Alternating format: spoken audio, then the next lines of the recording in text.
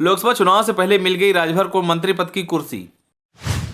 4 साल पहले सीएम योगी ने बनाई थी दूरी, लेकिन अब एक बार फिर बने योगी कैबिनेट में मंत्री।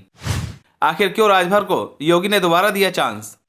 क्या राजभर की राजनीति में है इतनी पहचान कि लोकसभा चुनाव से पहले योगी को झुकना पड़ा राजभर के आगे? चलिए आपको बताते हैं ओपी राजभर के बारे में। अपने बड़बोले बयानों से हमेशा चर्चा में रहने वाले ओपी राजभर को लोकसभा चुनाव से पहले योगी सरकार में हुए मंत्रिमंडल विस्तार में आखिरकार जगह मिल ही गई। लखनऊ के राजभवन में ओपी राजभर ने कैबिनेट मंत्री के पद और गोपनीयता की शपथ ली। शपथ लेने के बाद राजभर बेहद खुश नजर आए, क्योंकि लंबे समय से मीडिया के सवालों से घिरे रहने वाले राजभर ने आखिरकार मंत्री की शपथ ले ही ली। अब ये सवाल उठता है कि आखिरकार ये ओम प्रकाश राजभर है कौन, और इस बार के लोकसभा चुनाव में बीजेपी राजभर को इतना भाव क्यों दे रही है? तो आपको बता दें कि साल 2017 में ओम प्रकाश राजभर पहली बार विधायक बने थे। तब से राजभर गाजीपुर की जहूराबाद सीट से अब तक विधायक हैं। ओम प्रकाश राजभर ने शुरुआती राजनीति बहुजन समाज पार्टी के साथ की। उसके बाद ओपी राजभर ने खुद की पार्टी बनाई। पार्टी का नाम रखा सुहेलदेव भारतीय समाज पार्टी। साल 2017 के चुनाव में एनडीए के साथ गठबंधन कर उन्होंने गाजीपुर की जहूराबाद सीट से विधानसभा का चुनाव लड़ा था। गठबंधन के चलते राजभर को कुल 4 सीटों पर जीत हासिल हुई थी। वो खुद का चुनाव भी जीतने में कामयाब हुए थे। 2017 में उन्हें पहली बार प्रदेश में बनी योगी सरकार में मंत्री पद दिया गया। योगी मंत्रिमंडल में ओम प्रकाश राजभर को कैबिनेट स्तर का मंत्री बनाया गया। उन्हें पिछड़ा वर्ग कल्याण मंत्रालय दिया गया, लेकिन इस मंत्रालय से ओम प्रकाश राजभर लगातार नाखुश दिखे। अंत में 2019 में पार्टी विरोधी गतिविधियों का हवाला देकर योगी सरकार ने भी उनके बयानों से नाखुश दिखी। परिणाम स्वरूप ओम प्रकाश राजभर बीजेपी से अलग हो गए और उनका मंत्री पद भी चला गया। इन सब सियासी हलचलों के बीच 2022 के विधानसभा चुनाव से पहले अक्टूबर 2021 में ओम प्रकाश राजभर ने समाजवादी पार्टी के साथ गठबंधन किया।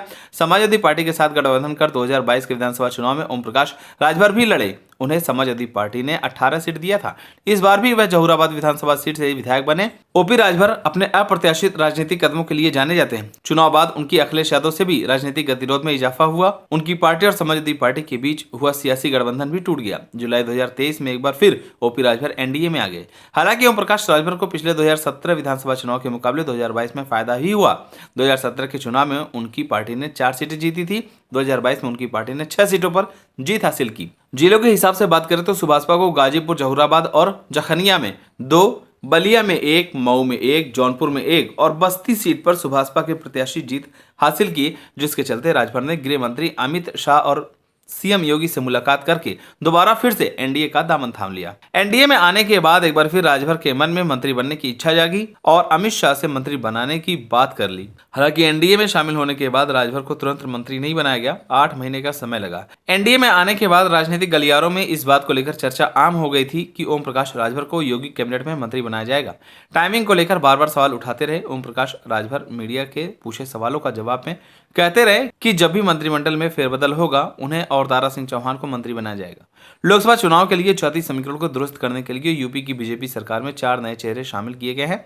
इनमें ओम प्रकाश राजभर भी हैं। उन्हें कैबिनेट मंत्री बनाया गया है। फिलहाल अब देखने वाली बात होगी कि बीजेपी ने बड़ी ही उम्मीदों के साथ राजभर को दोबारा मंत्री बनाया है। क्या अब इस बार के लोकसभा चुनाव में खरे उतर पाते हैं या नहीं? आप सभी को क्या लगता है? राजभर इस बार के लोकसभा चुनाव में बीजेपी को अपना कमाल दिखा पाएंगे या नहीं? हमें कमेंट कर जरूर बताएं। अगर आप नए हैं तो हमारे चैनल को सब्सक्राइब करें।